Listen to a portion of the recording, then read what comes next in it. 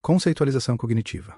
Uma conceitualização cognitiva é o fundamento da terapia cognitivo-comportamental, TCC. Você aprenderá mais a respeito dos vários elementos e do processo de conceitualização ao longo deste livro. Neste capítulo, você encontrará respostas para as seguintes perguntas. O que é conceitualização cognitiva? Como você inicia o processo de conceitualização? Como os pensamentos automáticos o ajudam a entender as reações dos clientes? O que são crenças nucleares e crenças intermediárias? O que é o modelo cognitivo mais complexo? Qual é a conceitualização de AB?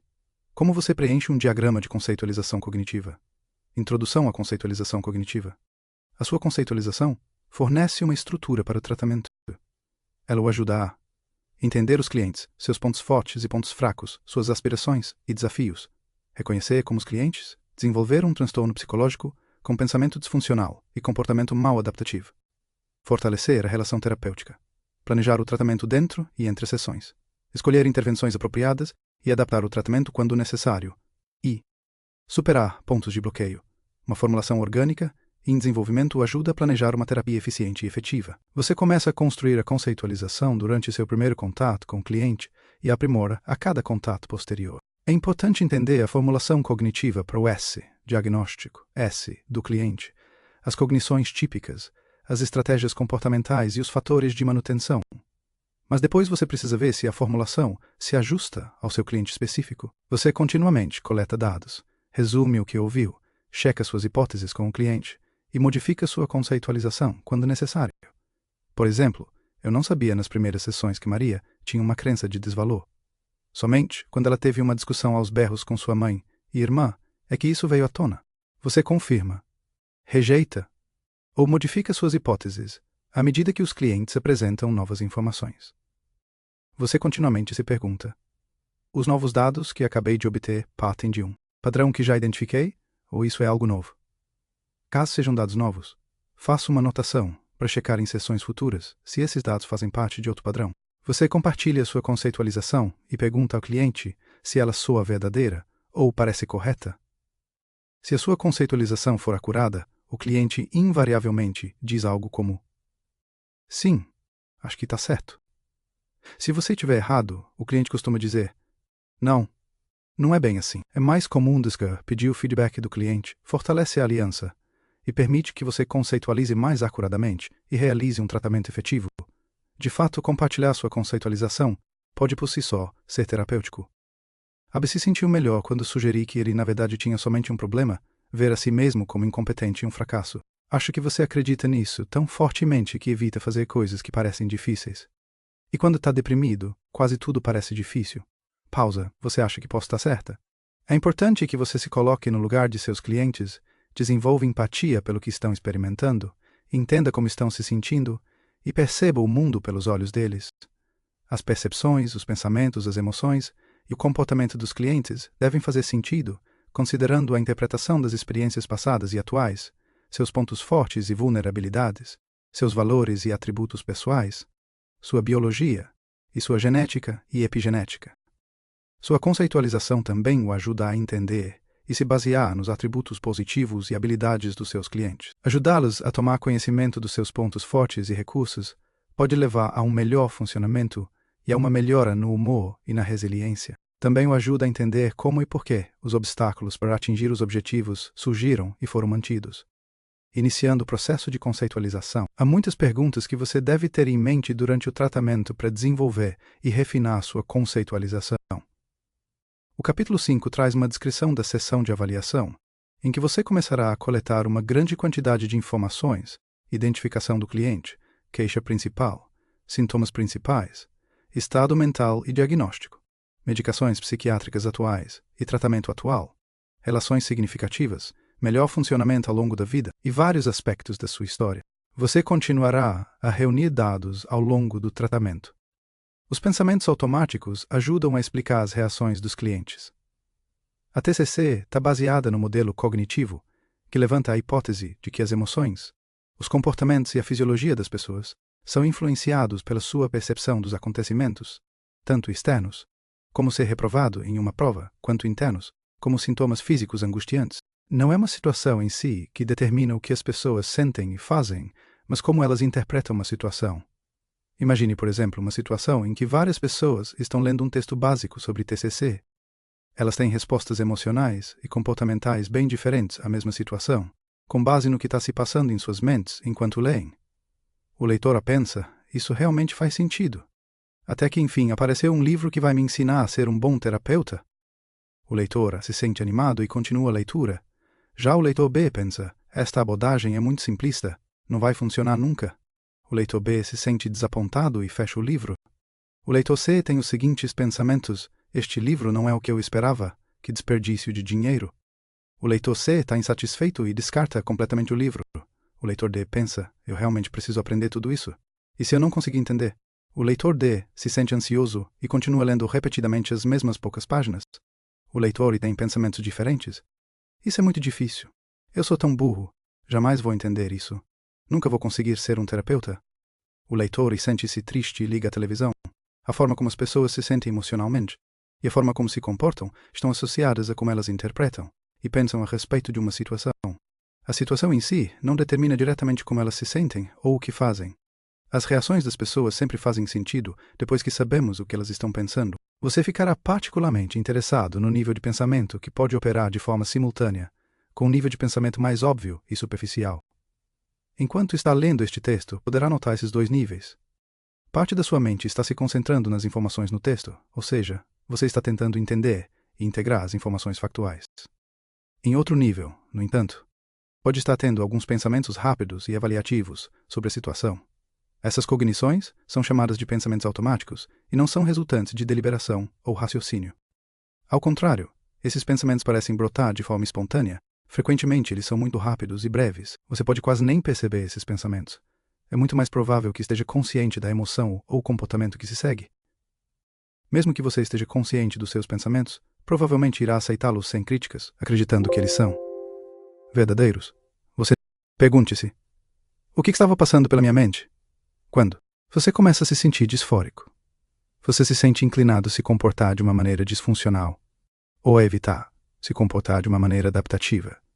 Ou você observa mudanças angustiantes em seu corpo ou mente, PX, falta de ar ou pensamentos acelerados.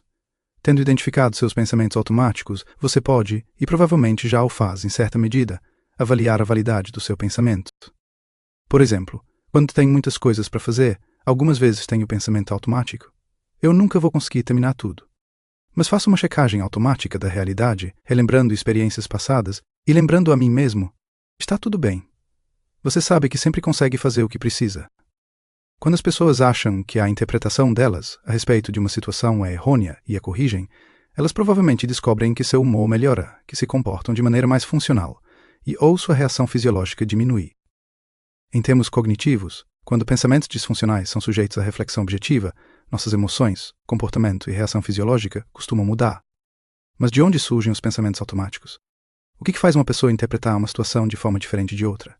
Por que a mesma pessoa pode interpretar um acontecimento idêntico de forma diferente em momentos diferentes? A resposta tem a ver com fenômenos cognitivos mais permanentes, as crenças. Os temas nos pensamentos automáticos das pessoas sempre fazem sentido depois que entendemos suas crenças. Crenças. Desde a infância, as pessoas desenvolvem determinadas ideias sobre si mesmas, sobre as outras pessoas e sobre seu mundo. Suas crenças mais centrais ou crenças nucleares são compreensões duradouras tão fundamentais e profundas que muitas vezes não são articuladas nem para elas mesmas. Os indivíduos consideram essas ideias como verdades absolutas, é como as coisas são. Indivíduos bem adaptados possuem de modo preponderante crenças realisticamente positivas na maior parte do tempo. Mas todos nós temos crenças negativas latentes, que podem ser parcial ou completamente ativadas na presença de vulnerabilidades ou estressores tematicamente relacionados. Crenças adaptativas. Muitos clientes, como Abe, eram, de maneira predominante, psicologicamente sadios antes do início do transtorno, eram razoavelmente efetivos, tinham basicamente boas relações e viviam em ambientes que eram preponderantemente seguros. Sendo assim, é provável que a maioria deles tenha desenvolvido crenças flexíveis, úteis e baseadas na realidade sobre si mesmos, sobre seu mundo, sobre as outras pessoas e sobre o futuro. É provável que eles se vissem como razoavelmente eficientes, agradáveis e com valor. Possuíam visões acuradas e matizadas sobre as outras pessoas, considerando muitas delas como basicamente boas ou neutras e apenas algumas como potencialmente nocivas. Porém, a maioria provavelmente acreditava que poderia se proteger de modo satisfatório. Eles também enxergavam seu mundo realisticamente como a composição de um misto de previsibilidade e imprevisibilidade, segurança e perigo, mas acreditavam que conseguiriam lidar com a maioria das coisas que surgissem em seu caminho.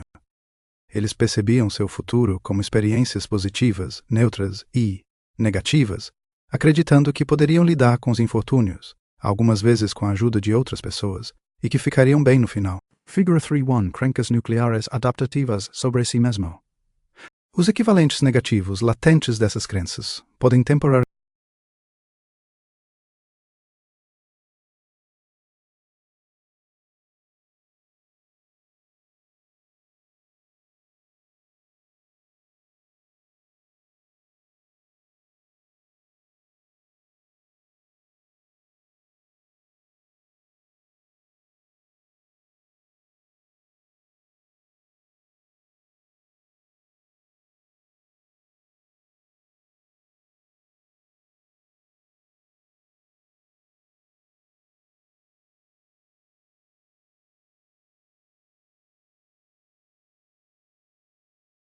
vir à tona, quando esses clientes interpretam de forma negativa uma dificuldade relacionada à sua eficiência, um problema interpessoal ou uma atitude que tomaram que foi contrária ao seu código moral.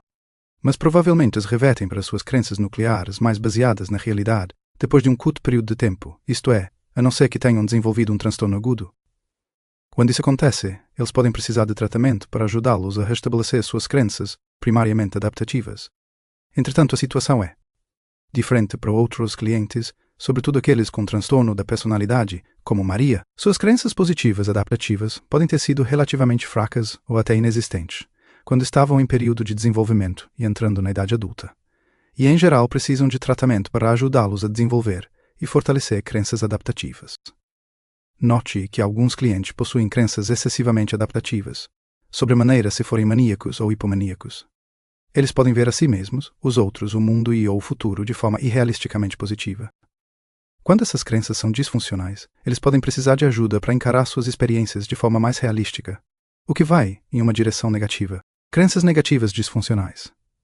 Pessoas que têm uma história de ser menos sadias psicologicamente ou que vivem em ambientes físicos ou interpessoais mais perigosos tendem a ter um funcionamento mais deficiente. Elas podem ter relacionamentos perturbados e possuir crenças nucleares mais negativas. Essas crenças podem ou não ter sido realistas e ou úteis quando se desenvolveram inicialmente. Na presença de um episódio agudo, no entanto, essas crenças tendem a ser extremas, irrealistas e altamente mal adaptativas. As crenças nucleares negativas sobre si mesmo recaem em 3 categorias: desamparo, ser ineficiente ao fazer as coisas, na autoproteção e ou ao se equiparar a outras pessoas; desamor, ter qualidades pessoais que resultam em uma incapacidade de receber e manter amor e intimidade dos outros; e desvalor, ser um pecador imoral ou perigoso para os outros. Os clientes podem ter crenças em uma, 2 ou todas as 3 categorias e podem ter mais de uma crença em uma determinada categoria. Figura 3.2 Crenças nucleares disfuncionais sobre si mesmo. Exemplo de caso. O leitor, que se achava pouco inteligente,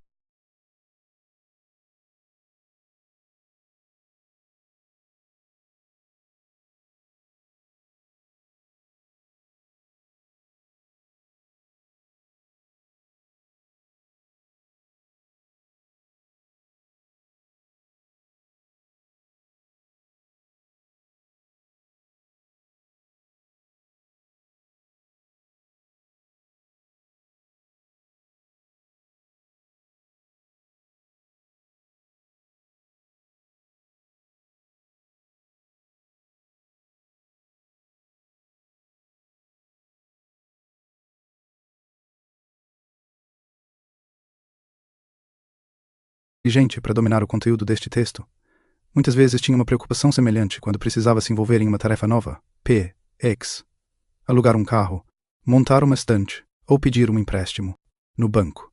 Ele parece ter a crença nuclear: sou incompetente. Essa crença pode operar somente quando ele está em um estado depressivo, pode estar ativa algumas vezes ou em boa parte do tempo, ou pode estar latente. Quando essa crença nuclear está ativa, o leitor interpreta as situações através das lentes dessa crença, mesmo que a interpretação possa, em uma base racional, ser patentemente inválida. O leitor e tende a focar seletivamente em informações que confirmam sua crença nuclear, negligenciando ou ignorando informações contrárias. Por exemplo, ele não considerava que outras pessoas inteligentes e competentes poderiam não entender plenamente o material em sua primeira leitura. Nem considerava a possibilidade de que o autor não tivesse apresentado bem o material. Ele não reconhecia que sua dificuldade de compreensão poderia se dever a uma falta de concentração, em vez de a uma falta de inteligência. Ele esquecia que com frequência tinha dificuldades iniciais quando era apresentado um conjunto de informações novas, mas que mais tarde tinha um bom histórico de compreensão do tema. Como sua crença de incompetência estava ativada, ele automaticamente interpretava a situação de forma altamente negativa e autocrítica. Assim, sua crença é mantida, mesmo que seja imprecisa e disfuncional. É importante observar que ele não está tentando processar as informações dessa maneira intencionalmente. Isso ocorre de forma automática. A figura 3.3 ilustra esse modo distorcido de processar a informação. O círculo com uma abertura retangular representa o esquema do leitor. Em termos piagetianos, o esquema é uma estrutura mental hipotética que organiza a informação. Dentro desse esquema, encontra-se a crença nuclear do leitor, e sou incompetente. Quando o leitor é exposto a uma experiência relevante, esse esquema se ativa e os dados contidos nos retângulos negativos são imediatamente processados como confirmação da sua crença nuclear, o que deixa a crença mais forte. Porém, ocorre um processo diferente quando o leitor se depara com uma experiência em que se sai bem. Os dados positivos são inseridos nos triângulos positivos equivalentes, que não podem se encaixar no esquema. Sua mente automaticamente ignora os dados. Sim, a sessão com o meu cliente correu bem, mas porque ele estava querendo me agradar. Essas interpretações, em essência, mudam a forma dos dados dos triângulos positivos para os retângulos negativos. Agora os dados se encaixam no esquema e, em consequência, fortalecem a crença nuclear negativa. Também há dados positivos que o leitor não percebe. Ele não nega algumas evidências de competência, como pagar suas contas em dia ou ajudar um amigo com um problema. Mas caso não tivesse tomado essas atitudes, ele provavelmente teria interpretado sua inação como uma confirmação da sua crença nuclear disfuncional. Embora não ignore os dados positivos, ele não parece notar ou processar os dados positivos como relevantes para sua crença nuclear. Esse tipo de dado se choca com o esquema. Com o tempo, a crença nuclear de incompetência do leitor e fica cada vez mais forte. Abe também tem uma crença nuclear de incompetência. Felizmente, quando Abe não está deprimido, um esquema diferente, que contém a crença nuclear, sou razoavelmente competente, está ativo a maior parte do tempo, e sua crença, sou incompetente, está latente. Mas quando ele está deprimido, o esquema de incompetência predomina. Um objetivo importante do tratamento é ajudar Abe a encarar suas experiências, tanto as positivas quanto as negativas, de forma mais realista e adaptativa. Figura 3.3 Diagrama do processamento de informações. Este diagrama demonstra como os dados negativos são imediatamente processados, fortalecendo a crença nuclear, enquanto os dados positivos são desconsiderados, transformados em dados negativos, ou passam despercebidos.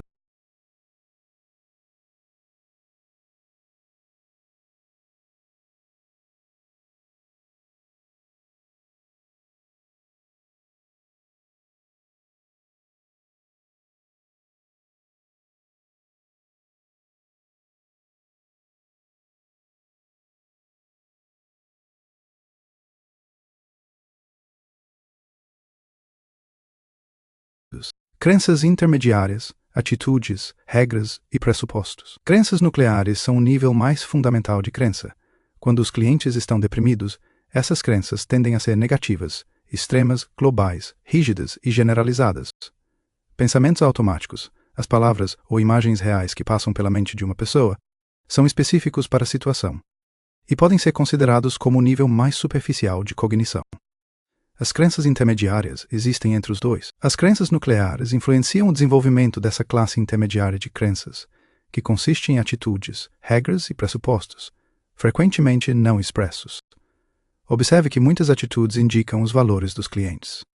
O leitor, por exemplo, tinha as seguintes crenças intermediárias. Atitude: é terrível falhar. Regra: devo desistir se um desafio parecer muito grande. Pressupostos: se eu tentar fazer alguma coisa difícil, vou fracassar. Se eu evitar fazê-la, vai ficar tudo bem.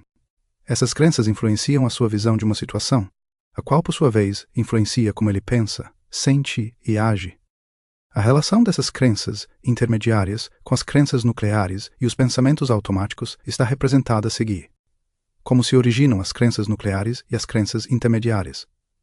As pessoas tentam entender seu ambiente a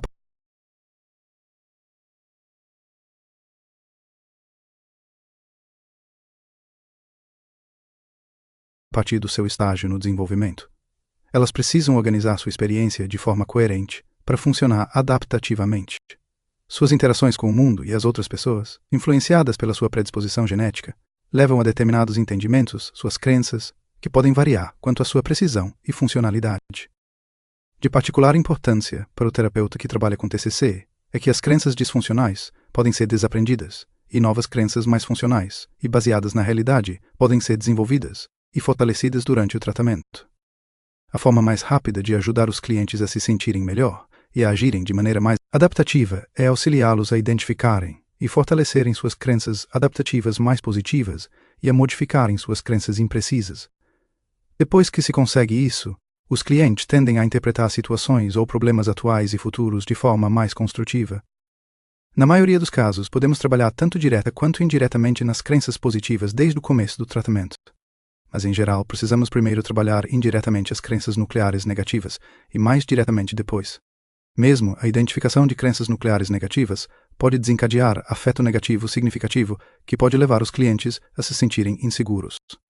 Um modelo cognitivo mais complexo. A hierarquia da cognição, conforme explicada até aqui, pode ser ilustrada como a seguir. É importante notar que a sequência da percepção de situações que levam a pensamentos automáticos, que então influenciam as reações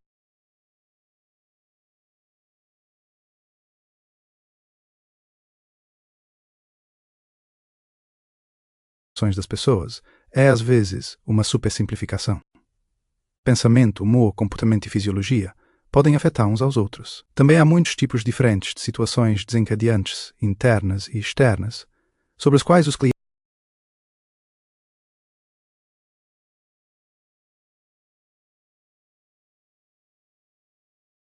clientes têm pensamentos automáticos. Acontecimentos pontuais, como não receber uma oferta de emprego. Um fluxo de pensamentos, como pensar sobre estar desempregado. Uma lembrança, como ser demitido do trabalho. Uma imagem, como o olhar de desaprovação do chefe. Uma emoção, como notar o quanto sua disforia é intensa. Um comportamento, como ficar na cama. Uma experiência fisiológica ou mental, como notar a própria taquicardia ou pensamento lento. Os indivíduos podem experimentar uma sequência complexa de acontecimentos com muitas situações desencadeantes, pensamentos automáticos e reações diferentes. Vê capítulo 12, pp. 213 para 214, para um exemplo de um modelo cognitivo estendido. Conceitualização de Abe. Na admissão, fica claro que Abe está sofrendo de tristeza persistente, ansiedade e solidão. E o diagnóstico com depressão maior, severa, com ansiedade. Faço algumas perguntas específicas para me ajudar a desenvolver uma conceitualização inicial. Por exemplo, pergunto a Abe quando ele costuma se sentir pior. Em que situações e ou horas do dia? Ele me diz que se sente da mesma maneira durante todo o dia, mas talvez um pouco pior à noite. Então pergunto como se sentiu na noite anterior.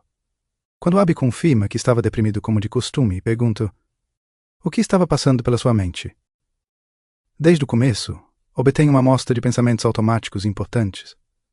Abe relata que frequentemente pensa: há tanta coisa que eu deveria estar fazendo, mas estou tão cansado.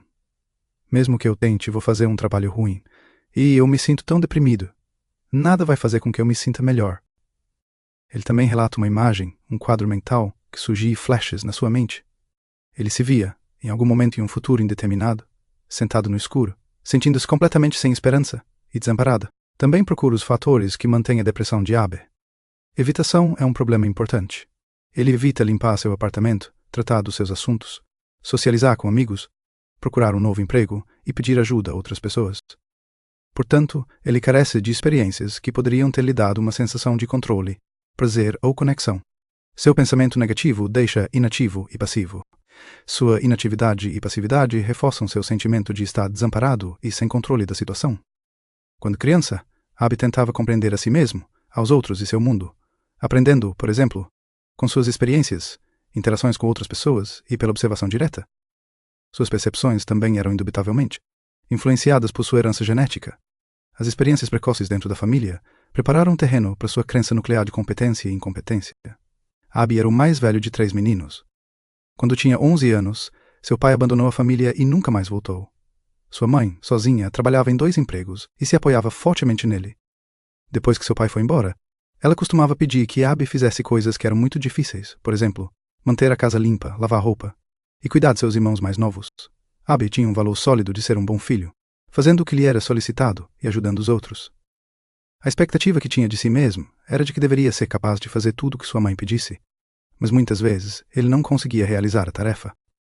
Tinha pensamentos como: eu deveria fazer isso melhor, eu deveria ajudar mais a minha mãe, e eu deveria ser capaz de fazê-los se comportarem.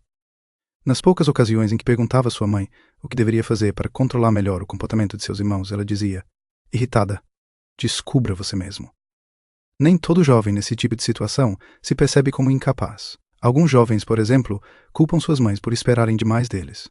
A mãe de Abi, de fato, esperava demais para sua idade e nível de desenvolvimento. Ela o criticava quando chegava em casa e via seus irmãos correndo pela casa, ou encontrava a cozinha desarrumada. Nesses momentos, ela ficava incomodada e dizia a Abi: você não consegue fazer nada direito. Você está me decepcionando. Abi achava que o que ela dizia era verdade e se sentia angustiado. Então, com frequência, se retirava para seu quarto e ruminava sobre suas imperfeições. Crenças nucleares de Abi. Como tempo, a crenca de Abi de que era razoavelmente competente começou a se desgastar no contexto específico da sua vida familiar. Ele começou a notar o que considerava como suas falhas. Mesmo quando via que estava fazendo um bom trabalho, ele tendia a ignorar suas realizações. Limpei a cozinha, mas a sala de estar ainda está desarrumada. Consegui que eles fizessem seu dever de casa, mas não consegui fazer com que parassem de brigar. Não é de admirar que Abi começasse a se sentir incompetente. O resultado de dar muito peso à sua fraqueza percebida e ignorar ou não notar seus pontos fortes levou ao desenvolvimento da sua crença nuclear: sou incompetente. A crença negativa de Abi estava relativamente circunscrita às falhas. Em casa, na escola, suas notas estavam na média, como as de seus amigos. Seus professores e mãe, de um modo geral, pareciam satisfeitos com seu desempenho, portanto ele também estava satisfeito. Ele era um atleta acima da média e recebia elogios e apoio dos seus treinadores. Assim sendo, Abi se via como relativamente amado e valorizado. As crenças de Abi sobre seu mundo e as outras pessoas eram, em sua maior parte, realisticamente positivas e adaptativas. Em geral, acreditava que muitas pessoas eram boas ou seriam boas desde que ele se portasse bem. Ele via seu mundo como relativamente seguro, influenciado pelo abandono do pai. Ele via o mundo como potencialmente imprevisível, mas também achava que seria capaz de lidar com a maioria das circunstâncias. Ele via seu futuro como desconhecido, mas potencialmente muito bom. Abi estava em suas melhores condições quando terminou o ensino médio, encontrou um emprego e se mudou para um apartamento com um amigo. Durante esse período, suas crenças nucleares adaptativas estavam, sobretudo, ativas. Ele se saía bem no trabalho, socializava frequentemente com bons amigos, fazia exercícios e se mantinha em boa forma, e começou a economizar dinheiro para o futuro. Era honesto, franco, responsável e trabalhador. Era uma pessoa de agradável convivência, muitas vezes ajudando familiares e amigos sem que precisassem pedir. Casou-se aos 23 anos, um ano depois de conhecer sua esposa. Embora ela tivesse uma tendência a criticá-lo, mesmo assim ele se via como basicamente competente, valorizado e amado. Mas ele tinha uma vulnerabilidade subjacente de se ver como incompetente, quando não correspondia às suas altas expectativas autoimpostas. Essa vulnerabilidade se desenvolveu principalmente como resultado de interações negativas com sua mãe quando jovem. Abi ficou mais estressado depois que seus filhos nasceram, e algumas vezes se criticava por não passar tempo suficiente com eles. Sua esposa também era estressada e ficou mais crítica em relação a ele. Mas ele não ficou deprimido a este ponto. Continuou bem enquanto percebia que estava tendo um desempenho de alto nível no trabalho e em casa. Sua crença relacionada era: se eu tiver alto desempenho, isso significa que estou bem. Um problema surgiu quando ele se percebeu como funcionando em um nível inferior, associado à sua crença: se eu não tiver alto desempenho, isso mostra que sou incompetente. Somente quando atribuiu um significado muito negativo às suas dificuldades no trabalho e à dissolução do seu casamento que suas crenças nucleares antes latentes foram fortemente ativadas. Além disso, ele se via como desamparado e sem controle da situação, o que descreveu como relacionado à incompetência e fracasso. Crenças intermediárias e valores de Abi. As crenças intermediárias de Abi eram um pouco mais suscetíveis à modificação do que suas crenças nucleares. Essas atitudes, como é importante trabalhar duro, ser produtivo, ser responsável, ser confiável, ser atencioso com os outros, honrar os compromissos, fazer a coisa certa e retribuir aos outros, refletiam seus valores e seu comportamento e ditavam suas regras, PX. Eu devo trabalhar duro. Elas se desenvolveram da mesma maneira que as crenças nucleares, à medida que Abe tentava compreender seu mundo, os outros e a si mesmo, principalmente por meio de interações com sua família e, em menor grau com outras pessoas, ele desenvolveu os seguintes pressupostos. Se eu trabalhar duro, estarei bem. Se não, serei um fracasso. Se eu descobrir as coisas por mim mesmo, estarei bem. Mas se pedir ajuda, isso vai mostrar que sou incompetente. Abe não havia expressado integralmente essas crenças intermediárias ou valores antes da terapia. No entanto, elas influenciavam seu pensamento e guiavam seu comportamento. Estratégias comportamentais de Abe. Iniciando na adolescência, Abe desenvolveu determinados padrões de comportamento, os quais eram em sua maior parte funcionais, para corresponder aos seus valores e evitar a ativação da sua crença nuclear e o desconforto emocional associado a ela. Ele trabalhava duro quando estava em casa, quando praticava esportes e quando conseguiu seu primeiro emprego. Estabeleceu altos padrões para si mesmo no trabalho e não poupava esforços para ajudar outras pessoas. Por outro lado, Abe raramente pedia ajuda, mesmo quando era razoável fazê-lo, e temia que as outras pessoas o criticassem e o vissem como incompetente. Sentia-se vulnerável algumas vezes e tentava compensar o que via como suas fraquezas. Embora os pressupostos de Abe fossem bastante inflexíveis, ele se saía bem na vida, até que se percebeu como incompetente e não correspondendo aos seus valores, sequência que originou a depressão de Abe. Ao longo de sua vida, Abe regularmente tinha alguns pensamentos negativos acerca de si mesmo, sobretudo em situações em que percebia seu desempenho como abaixo da média. Eu devia ter feito isso melhor. Era um pensamento comum que tinha durante seu crescimento e posteriormente no trabalho e em casa, em especial depois que se casou e teve filhos. Os pensamentos em geral ocasionavam disforia leve, mas quando ele resolvia se esforçar mais, costumava se sentir melhor. Esses tipos de pensamentos automáticos ficaram mais frequentes e intensos antes do início do episódio depressivo de Abe, no contexto do trabalho, casamento e vida familiar. Ele tinha um novo chefe, Joseph, um homem 15 anos mais moço que ele. Joseph mudou as responsabilidades de Abe no trabalho. Abe era responsável pelo atendimento ao cliente em uma empresa de iluminação. Ele gostava de trabalhar com os clientes e de interagir com os 2 funcionários que supervisionava. Mas Joseph o transferiu para a administração do estoque, o que envolvia pouca interação com outras pessoas, e exigia que ele usasse um programa de computador com o qual não estava familiarizado. Abe começou a cometer erros e se tornou altamente autocrítico. Tinha pensamentos como: qual é o problema comigo? Isso não deveria ser tão difícil. Ele interpretava que as dificuldades com suas novas responsabilidades se deviam à sua incompetência. Ele ficou disfórico e ansioso, mas não deprimido, ainda não.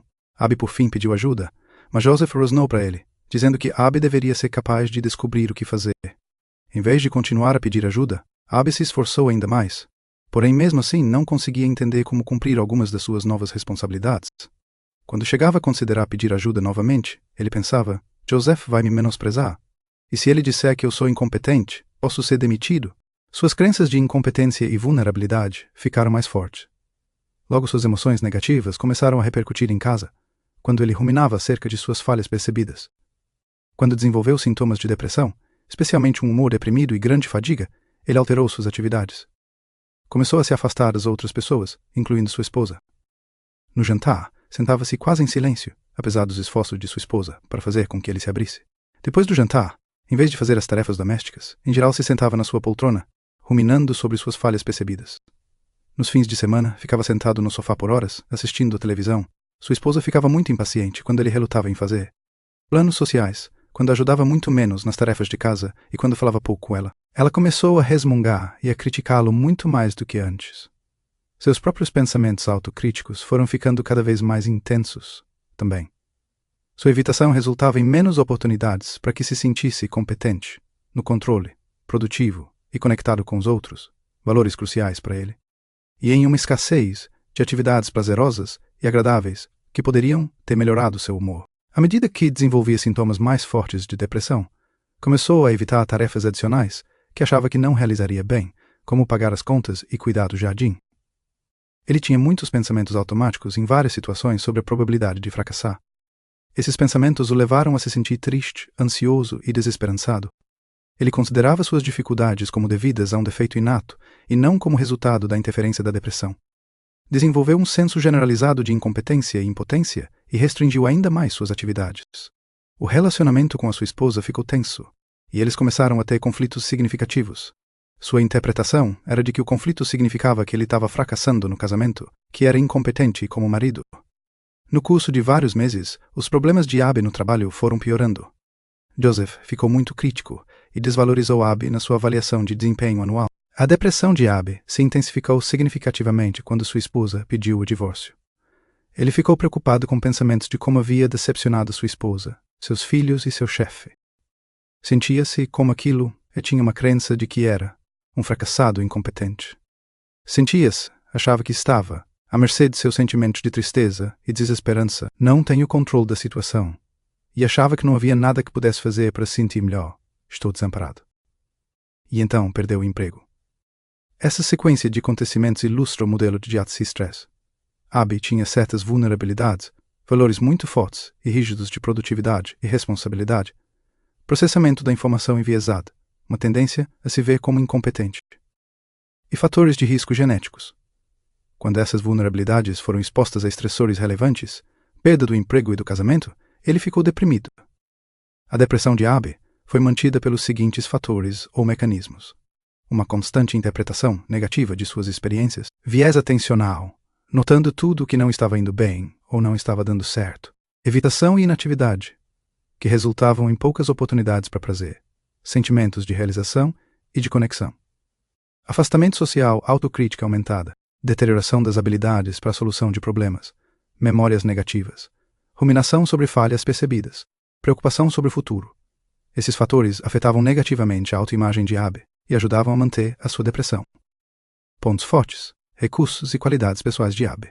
Embora Abby estivesse severamente deprimido quando veio me ver pela primeira vez, sua vida não era negativa o tempo todo. Seus filhos e os respectivos cônjuges lhe davam apoio. Seu humor melhorava um pouco quando interagia com seus netos, sobretudo quando se tratava de esportes. Ele ainda mantinha os autocuidados básicos. Embora seus recursos financeiros estivessem minguando, ainda tinha algumas economias. Ele conseguia realizar minimamente os cuidados com a casa e preparava suas refeições. Historicamente, tinha sido um marido, pai e empregado altamente responsável e trabalhador. Havia aprendido muitas habilidades no trabalho que eram potencialmente transferíveis para outros empregos. Ele tinha bom senso e era um bom solucionador de problemas.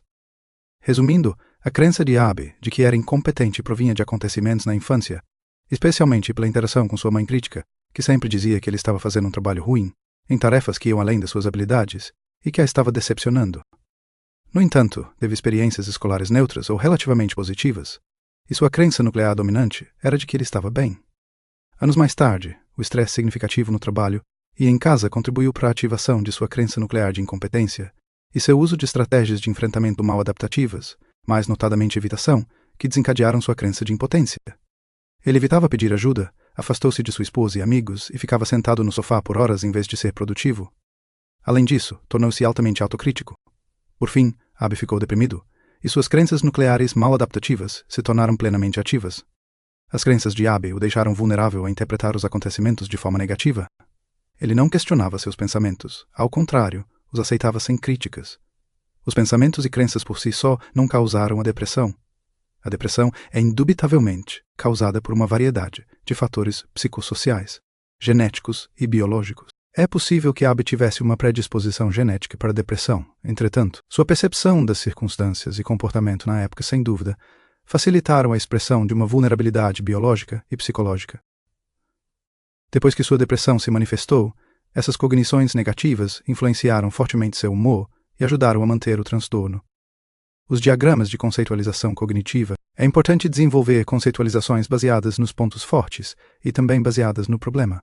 Os diagramas de conceitualização cognitiva, DCCs, o ajudam a organizar a quantidade considerável de dados que você obtém dos clientes. Você pode começar a preencher esses diagramas entre as sessões. Tão logo identifique informações relevantes durante a avaliação e a primeira sessão. Você continuará a procurar por dados pertinentes durante todo o tratamento. A maioria dos clientes, como Abby, lhe fornece dados negativos no começo do tratamento. Portanto, é importante fazer perguntas para obter informações positivas. Também é importante estar continuamente atento aos dados positivos que os clientes ignoram ou desconsideram. O diagrama de conceitualização cognitiva baseado nos pontos fortes. O diagrama de conceitualização cognitiva, baseado nos pontos fortes, o ajuda a prestar atenção e a organizar os padrões de cognições úteis e de comportamento do cliente. Ele retrata, entre outras coisas, a relação entre acontecimentos importantes na vida e crenças nucleares adaptativas e o significado dos pensamentos automáticos do cliente. Crenças nucleares adaptativas, crenças intermediárias relacionadas e estratégias de enfrentamento adaptativas. E situações, pensamentos automáticos adaptativos e comportamentos adaptativos. A figura 3.5 contém as perguntas que você deve se fazer para preenchê-lo. Você irá obter dados relevantes na avaliação, PX, quando pedir aos clientes que descrevam o melhor período na sua vida, para a parte superior do diagrama e dados adicionais para todo o diagrama durante todo o tratamento. A lista na figura 3.6 pode ajudar a especificar suas qualidades positivas. História de vida relevante, incluindo realizações, pontos fortes, qualidades pessoais e recursos anteriores às dificuldades atuais. As pessoas descreviam Abby como um cara bom. Algumas interações positivas com a família, o tio materno e treinadores durante o crescimento. Lidou bem com o abandono do pai. Esforçou-se muito quando recebeu responsabilidades inapropriadas para sua idade, aos 11 anos. Bons amigos, notas dentro da média, atleta acima da média, diploma do ensino médio. Agradável, um bom homem de família, boas relações com filhos netos, um primo, 2 amigos, construiu uma vida adequada, sempre ficou dentro. Figure 3.4 DCCPF DAB. Copyright 2018 CBT Worksheet. Packet.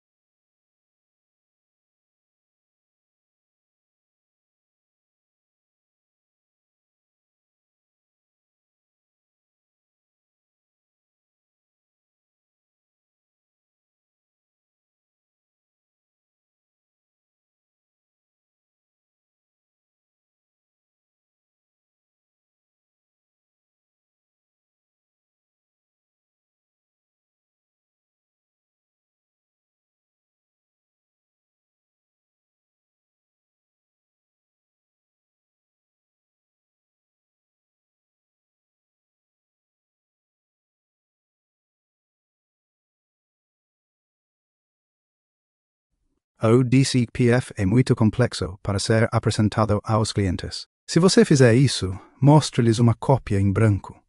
Vocês podem preenchê-lo juntos, escolhendo situações históricas, pré-mórbidas, em que eles tiveram pensamentos automáticos e comportamentos adaptativos. Ou você pode esperar até que os clientes estejam atualmente percebendo a si mesmos e as suas experiências de forma mais realista e estejam se engajando em estratégias de enfrentamento úteis. Figure 3.5 DCCPF. Perguntas. Copyright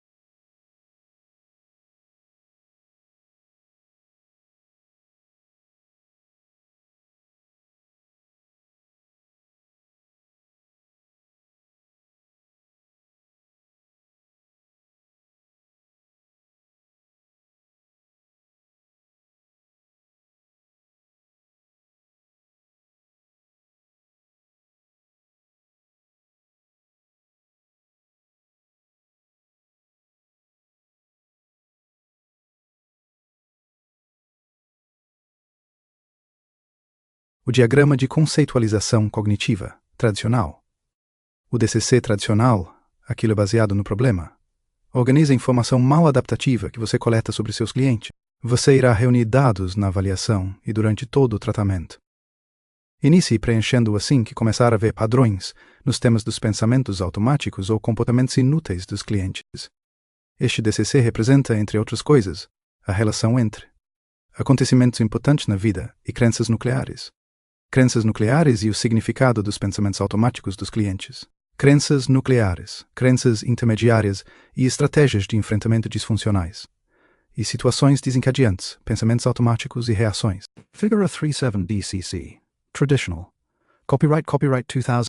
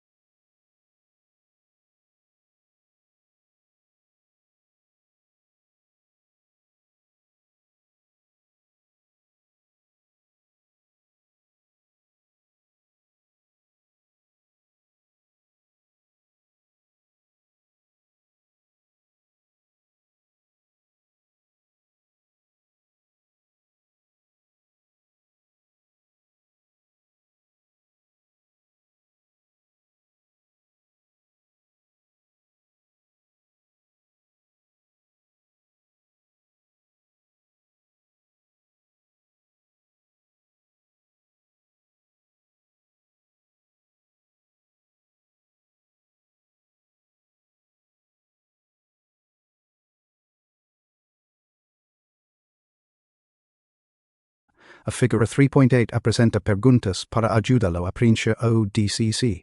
Quando começar, considere seus primeiros esforços como provisórios. Você ainda não coletou informações suficientes para determinar em que medida os pensamentos automáticos que os clientes expressaram são típicos e importantes. O diagrama completado irá desorientá-lo. Se você escolher situações em que os temas dos pensamentos automáticos dos clientes não fizerem parte de um padrão global. Figura 3.8 DCC. Traditional. Perguntas.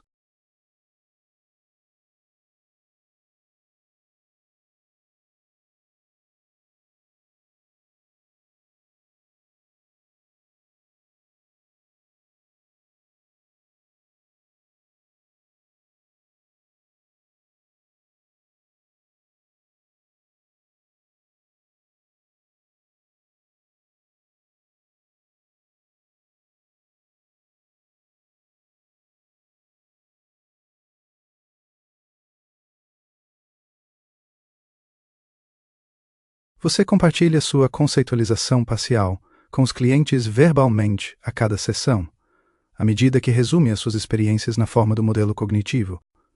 Algumas vezes, sobretudo no início, você ilustrará seu resumo por meio de um diagrama do modelo cognitivo feito à mão. Inicialmente, você pode ter dados para preencher apenas no quadro superior, dados importantes na história de vida, e na parte inferior do diagrama, 3 modelos cognitivos. Deixe os outros quadros em branco, ou preencha os itens que inferiu com um ponto de interrogação para indicar seu status provisório. Você irá verificar com o cliente os itens que faltam ou os inferidos em sessões futuras. Preencha a parte inferior do DCC, começando pelas 3 situações atuais típicas relacionadas aos problemas presentes em que os clientes ficaram perturbados ou agiram de modo inútil. Se os clientes tiverem mais de um tema em seus pensamentos automáticos, certifique-se de escolher situações que reflitam esses temas. Em seguida, preencha os pensamentos-chave automáticos e a emoção subsequente, comportamento relevante, se houver, e reação psicológica, algumas vezes importante para clientes com ansiedade intensa. Se os clientes experimentarem mais de uma emoção em uma dada situação, certifique-se de ter quadros separados para cada pensamento-chave automático, seguidos pela reação emocional e comportamental a esse pensamento. No início do tratamento, você pode evitar perguntar aos clientes o significado de seus pensamentos negativos, pois evocar essas cognições em nível mais profundo pode provocar estresse significativo. Você pode fazer hipóteses sobre os significados, mas inclua um ponto de interrogação ao lado das suas hipóteses para lembrar que você precisa confirmar a sua exatidão com os clientes em algum momento. O significado do quadro do pensamento automático na figura 3.8 está abaixo do quadro do pensamento automático, porque você identifica o pensamento automático primeiro. De fato, a crença nuclear é ativada e desencadeada. Na verdade, o esquema contendo a crença nuclear é ativado em uma situação particular e dá origem a pensamentos automáticos. VCAP. 17. Figura 3.9. Adaptando o DCC para emoções adicionais. Quando apropriado, em geral, um pouco mais tarde no tratamento, você perguntará diretamente aos clientes sobre o significado de seus pensamentos, usando a técnica da seta descendente. P289. O significado dos pensamentos automáticos para cada situação deve estar logicamente conectado a uma das crenças nucleares do cliente. Note que você não tem que indagar sobre o significado de um pensamento automático quando a cognição for disseminada e generalizada, não apenas específica para somente uma ou algumas situações.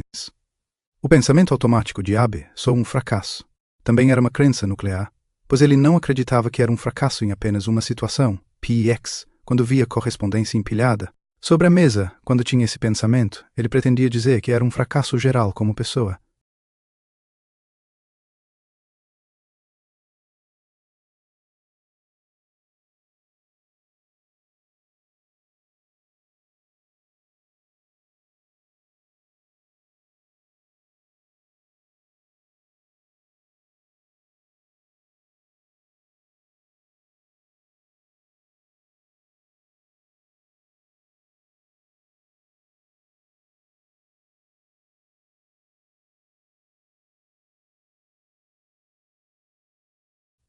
Para completar o quadro no alto do diagrama, pergunte-se, e ao cliente, como a crença nuclear se originou e foi mantida?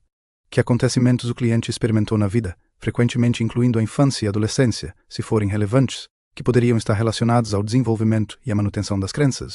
Os dados relevantes típicos da infância incluem eventos significativos como conflito contínuo ou periódico entre os pais ou outros familiares, divórcio dos pais, interações negativas com os pais, irmãos, professores, colegas ou outros, em que a criança se sentia acusada, criticada ou desvalorizada de alguma outra maneira, condições médicas ou deficiências graves, mortes de pessoas significativas, bullying, abuso físico ou sexual, trauma emocional e outras condições de vida diversas, como mudanças frequentes, vivência de trauma, crescer na pobreza ou enfrentar a discriminação crônica, para citar algumas. Os dados relevantes podem, no entanto, ser mais sutis, por exemplo, percepções dos jovens, que podem ou não ter sido válidas, de que não estavam à altura de seus irmãos em aspectos importantes, de que eram diferentes ou humilhados pelos colegas, de que não correspondiam às expectativas dos pais, professores ou outros, ou de que seus pais favoreciam outro irmão e não a eles.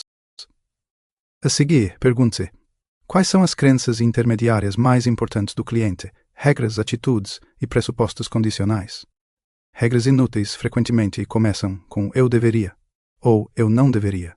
E atitudes inúteis costumam começar com é ruim fazer.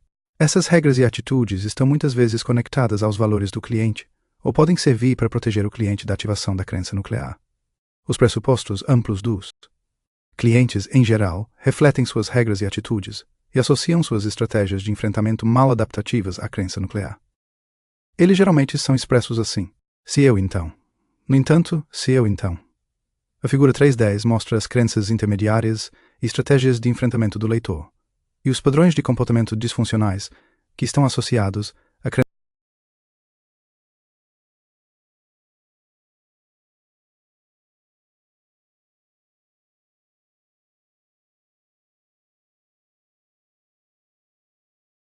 crenças intermediárias dos clientes. Note que a maioria das estratégias de enfrentamento são padrões de comportamentos normais que todos nós temos às vezes. A dificuldade que os clientes experimentam está no uso excessivo e inflexível dessas estratégias, à custa de estratégias mais adaptativas em determinadas situações. Em algum momento, em geral na parte intermediária do tratamento, você irá compartilhar as informações do alto e da parte inferior do DCC, quando seu objetivo para uma sessão for ajudar o cliente a entender o quadro mais amplo. Revise a conceitualização verbalmente, desenhe um diagrama simplificado para seu cliente e solicite feedback. Ocasionalmente, os clientes se beneficiam com o preenchimento de um DCC em branco com você. Não apresente um DCC preenchido aos clientes, pois não será uma experiência de aprendizagem tão boa. Porém, muitos clientes o achariam confuso ou humilhante se interpretarem o diagrama como sua tentativa de encaixá-los nos quadros. Faça perguntas para obter os dados necessários ao preenchimento do diagrama. Se você apresentar uma hipótese, certifique-se de fazê-lo com cautela e pergunte ao cliente se soa verdadeiro. Corrigir as hipóteses, em geral, repercute bem com o cliente. Para resumir, os DCCs são baseados em dados que os clientes apresentam, em suas próprias palavras. Você deve considerar suas hipóteses como provisórias até que sejam confirmadas pelo cliente. Você irá reavaliar e refinar continuamente os diagramas à medida que coletar dados adicionais, e sua conceitualização não estará completa até que o cliente termine o tratamento. Embora você possa não mostrar o diagrama real aos clientes, verbalmente e com frequência no papel, irá conceitualizar a sua experiência desde a primeira sessão para ajudá-los a encontrarem um sentido em suas reações atuais às situações. Em algum ponto, você apresentará o quadro mais amplo aos clientes para que eles possam entender como suas experiências anteriores contribuíram para o desenvolvimento de suas crenças, como eles desenvolveram determinados pressupostos ou regras para viver, e como esses pressupostos levaram ao desenvolvimento de determinadas estratégias de enfrentamento ou padrões de comportamento. Figura 3.10 Conceitualização cognitiva do leitor. Alguns clientes estão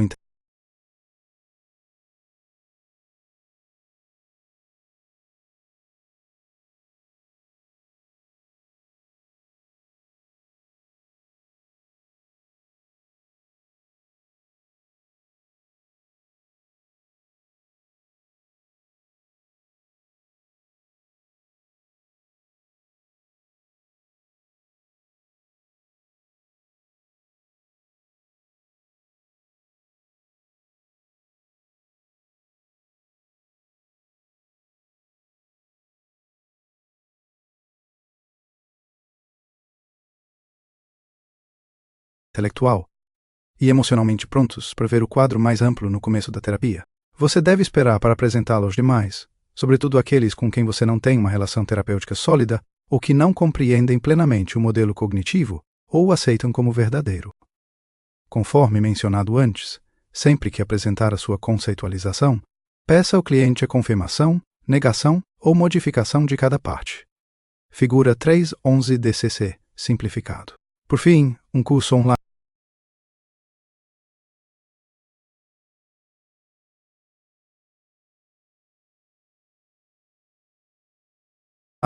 beckinstitute.org/resources pode ajudá-lo a dominar o processo complexo de conceitualização.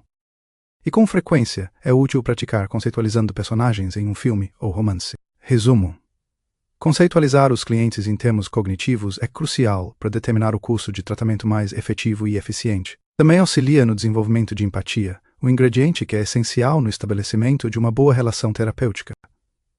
A conceitualização começa no primeiro contato e é um processo contínuo, sempre sujeito a modificações quando novos dados forem revelados e hipóteses prévias forem confirmadas ou rejeitadas. Você baseia suas hipóteses nas informações que coleta, usando as explicações mais parcimoniosas e evitando interpretações e inferências que não estão claramente baseadas em dados reais. Você continuamente checa a conceitualização com os clientes por várias razões.